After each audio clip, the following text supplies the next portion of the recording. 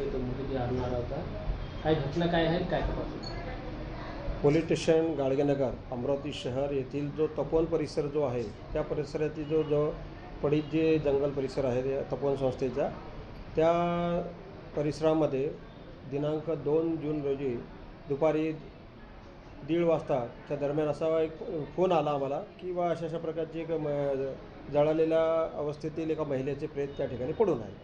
त्या अनुषंगाने आम्ही वरिष्ठ अधिकारी व आम्ही स्टाफसह त्या ठिकाणी गेलो होता. त्या ठिकाणी एक मृत अवस्थेत जळालेल्या अर्ध अवस्थेत महिला जातीचे प्रेत आढळून आले. त्या ठिकाणी एक रॉडसुद्धा होता.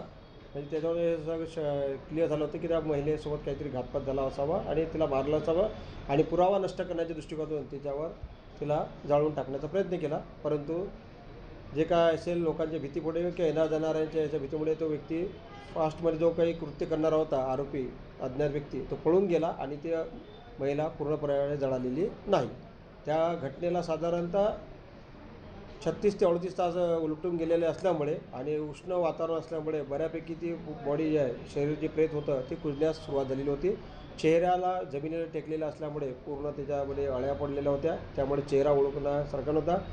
आणि महिलेच्या अंगावरील जे काही अर्धवट जळालेले कपडे होते, जो स्टॉल होता, गुंडाळलेला चेहरा आणि इकडे हातापायाला असलेले नखपालिश आणि हातात अंगावर असलेला पिवळ्या कलरचा जो काही ड्रेस होता तुकडा उरलेला आहे, त्याच्यावरून जे काही एक पोलीस स्टेशन फैजरपुरा हद्दीत राहणारे राजुरा गावातील या घटनेपासून 200 मीटर अंतरावरील जे इसम आहे थोरात नावाची व्यक्ती जे आहेत, त्या व्यक्तींनी त्यांची ही मुलगी नातेवाईक असल्याचे सांगितले. त्याबद्दल त्यांनी पोलीस स्टेशन फैजरपुरा येथे ते काही मिसिंगची तक्रार घरून गेल्यावर दाखल करणार आहेत. परंतु दाखल झाली की नाही अद्याप माहिती घेणे सुरू आहे.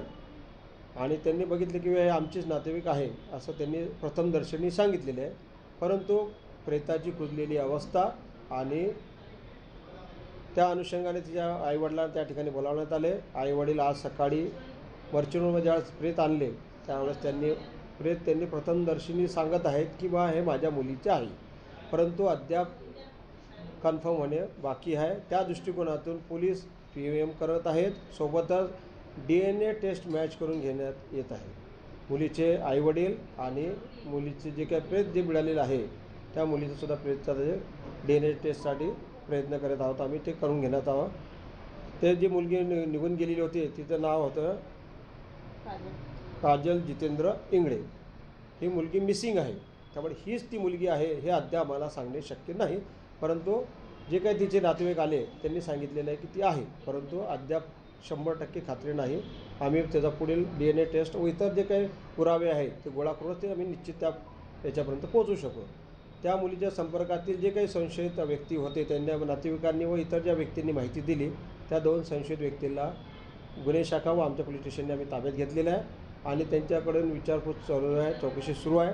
तसेच घटनास्थळावरील आजूबाजूच्या लोकांकडून आणि जे काही जे सर्वात शेवटी ज्यांनी बघितले त्या मुलीची मावशी थोरात आणि त्यांचे काका यांनी तिला बघितलं होतं घरून निघताना 31 तारखेला दुपारी 3:30 ते 4च्या दरम्यान.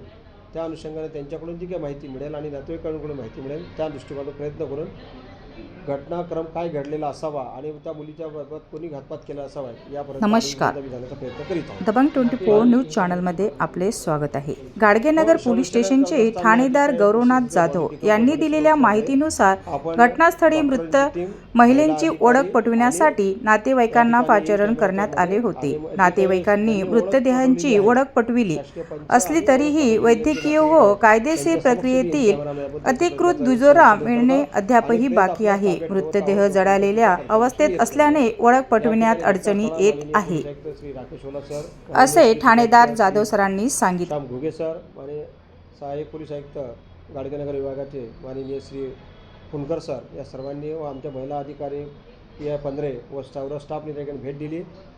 घटनास्थळावर FSLची टीम आणि इतर माध्यमातून पुरावे गोळा करून घटनेचा पूर्ण म्हणजे निष्कर्ष काढेपर्यंत आणि ज्या प्रेतासोबत झालेली जी काही घटना आहे त्याचा शोध घेण्याचा पुरेपूर प्रयत्न करीत आहोत.